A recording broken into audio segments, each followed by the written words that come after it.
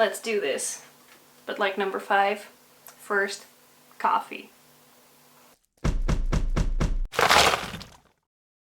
Today we're talking about The Umbrella Academy. I felt super inspired because I binged the entirety of season 2 this weekend, and what you must know about me is that I rarely binge anything, but The Umbrella Academy tugs on my heartstrings in a lot of ways, and I think that's because it's quintessential queer representation, at least to me.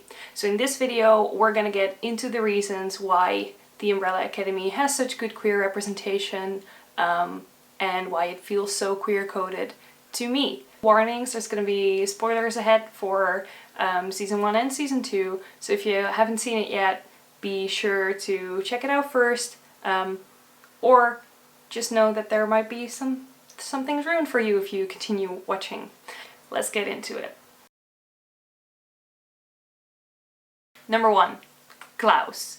Right out of the gate, Klaus is the most obvious, like, queer character as he prances around in one of Allison's skirts, and then later on we learn that Klaus actually has a relationship during his time in the Vietnam War with a fellow soldier named Dave. But instead of focusing on how difficult or how illicit this relationship with Dave was, the struggle of how Klaus is gonna like tell his family about the fact that he has feelings for a guy, instead of showing us any of these like more prevalent tropes, the writers actually keep Klaus's story arc all about how he has to deal with these intense emotions of love and loss, which are very human emotions that we all experience, and therefore they never reduce Klaus to his sexuality. Instead they keep him this well-rounded,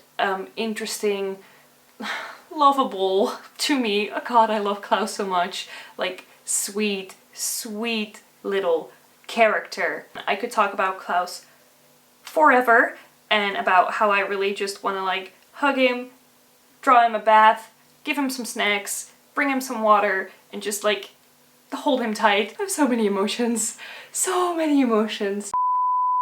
Then there's the relationship between Sissy and Vanya. What you often see in media is that there's this very clear aesthetic code for gay versus straight, where gay people or open-minded people get painted as these like really beautiful, well-kept, well-groomed, flamboyant, extravagant, stylish city people, and then people from the countryside or from more rural areas get depicted as these backwoods bigots. But there's such a large and diverse population of queer people. There are queer people that, you know, live in the small towns, live in rural areas, and by having Sissy be that type of queer woman, and by having Vanya being really more of this quiet type, they are showing a more diverse picture of what being queer can look like. Another cool part about the relationship between Sissy and Vanya is the fact that it's not sexualized at all. Often when we see two women being together in cinema or in TV, these relationships get heavily sexualized. But here, even though we do see the two characters growing closer together and becoming interested in each other, their relationship still revolves about the emotional care for each other so much, and it doesn't start to revolve all about the physical intimacy, which is something that you don't see very often. And then the third and final reason, which is one that is way more subtle and maybe speculative, is the concept of chosen family. And so chosen family is this term within the queer community. You build your own family with people that start to mean a lot to you, people that you see often and hold very close relationships with, even though you are not family by blood. Of course, the Umbrella Academy have been adopted by the same father, and even though they grew up together, I would call them a chosen family, because they do return to each other and they do seek each other out time and time again, even though, like siblings, they don't always like each other. There's a lot of fighting, but at the end of the day, They connect strongly because of the abusive upbringing that they've had, as well as the fact that they all have powers that the rest of the people in the world do not.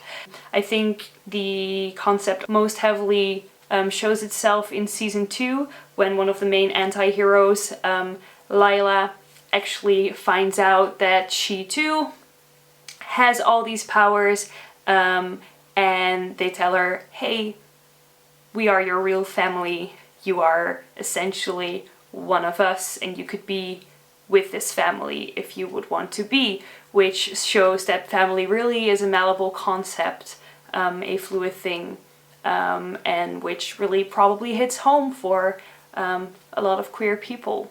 So, in conclusion, those were my 3 reasons. For now, I feel like there are more. Why the Umbrella Academy feels heavily queer-coded.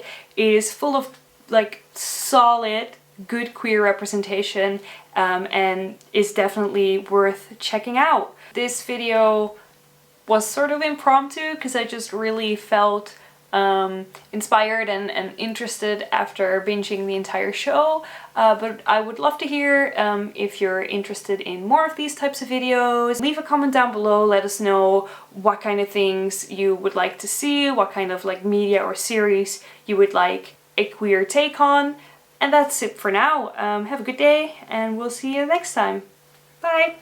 God, how do YouTubers do this? I feel so awkward.